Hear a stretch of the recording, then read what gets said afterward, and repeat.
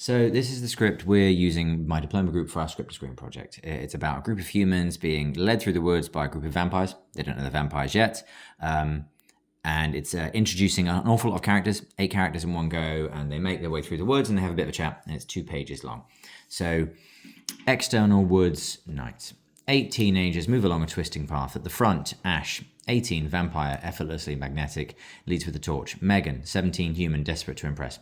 So I'm giving very brief bits of information. I'm not leading too much. The look of the vampires and the humans isn't necessarily important here. When you write certain characters, what they wear, and lots of details about them, about their makeup, about their hairstyle, all that kind of stuff may be really, really relevant. But in this case, it doesn't really matter. So we're just working through the characters. Now, I've established them physically. We know we're going through the woods, and we know who is walking with who by the end of this point. We get a sense of where everybody is. So in terms of my coverage, what I need you to do is to make notes on this and turn this into a shooting script. Now, your task is to use 12 to 15 shots. Now, you've done shot types with Lindsay.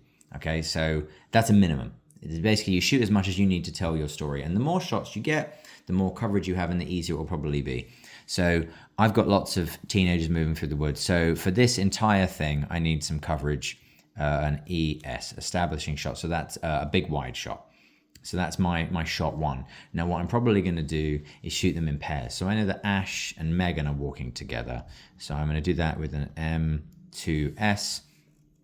And I will do those with M3S, a mid 3 shot. And then we've got the same here. So basically all I'm doing is I'm establishing geography. Now what you write isn't going to have anywhere near this many characters, so you're not going to need to introduce people in the same way. But I'm establishing geography. What I may choose to, I may include an insert shot of feet, like moving through the woods, moving through the crunching twigs and all that kind of stuff. So some extra color shots that you might want to include. Who else says the crunch of boots is the only rhythm until a faint distant bass line drifts through the trees.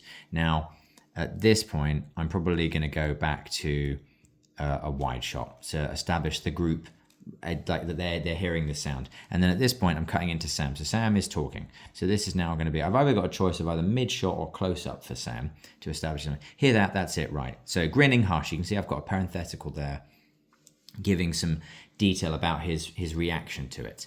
Now this character is kind of excited. I think I'm going to cut to a close up on that one there. So right now I've got 1, 2, 3, 4, 5 shots.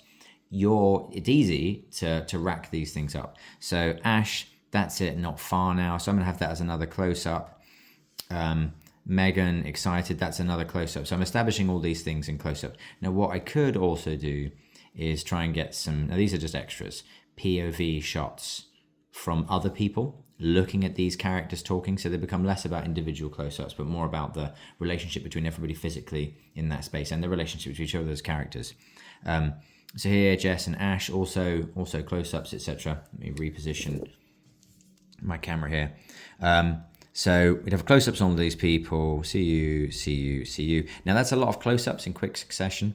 So maybe if I remind myself of their orientation with each other, I might switch out some of these people. Let's say maybe Jess is actually a mid 2 shot with somebody else. So the specifics don't matter at this point because I'm just showing you the process. So Liv is our main character. She is definitely important, and she's the one who's kind of against them going through the woods, being led to this really unusual place for like this crazy rave in the daytime. Now here, I'd probably say she's talking to Megan. Megan, didn't your parents say to call if you were going to be late? I think at this point, I might cut to a mid shot of Megan. I think I'd get some reaction on her at that point. And then we're going back to Ash. This isn't a close-up. At this stage, for me, this shot, Ash says she's the leader of the vampires. Again, we don't know this yet. Everybody else just currently sees her as this really cool character.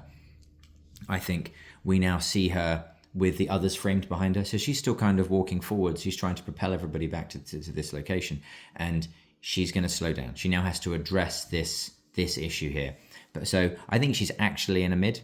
I think she's a mid shot. But you could make a note to yourself. I think the group are behind her. They're very clearly behind her. So she's in focus and they're behind, but it's a mid shot. And this is still Ash. So she's paused. Now she's turned. She's going to turn to talk to them. But I think we're still staying with her on this mid shot. I think that's absolutely fine. We could probably cut to some reaction shots, CU ×2 for reactions.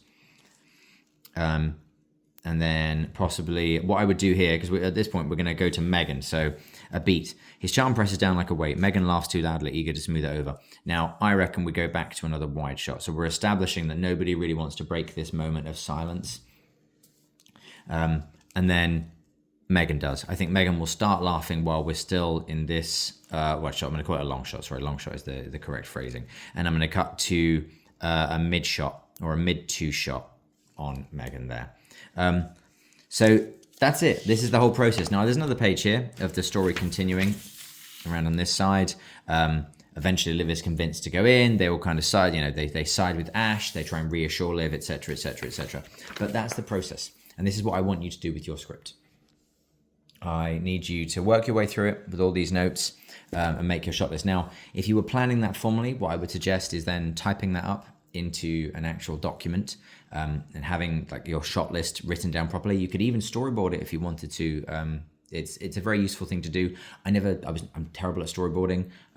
I like storyboarding with other people who can draw, but for the to demonstrate, storyboarding doesn't necessarily have to be all about excellent drawing. So if I'm trying to establish characters and positions, it's all about the framing. So for instance, in my shot with Ash is quite big in the frame.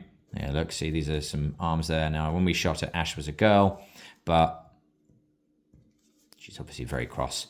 And then behind her, you've got the other characters in the background. So we're really just about establishing distance rather than it needing to necessarily be a good drawing. I now know from this, either there are tiny angels on her shoulder or there are characters behind her who are smaller in the frame.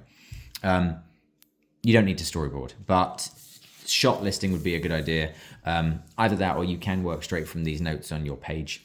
As I say, 12 to 15, that's your target. I'm going to send some links of how to shoot things as well, like some suggested ideas for how to shoot interesting kind of story elements and to how to get good coverage.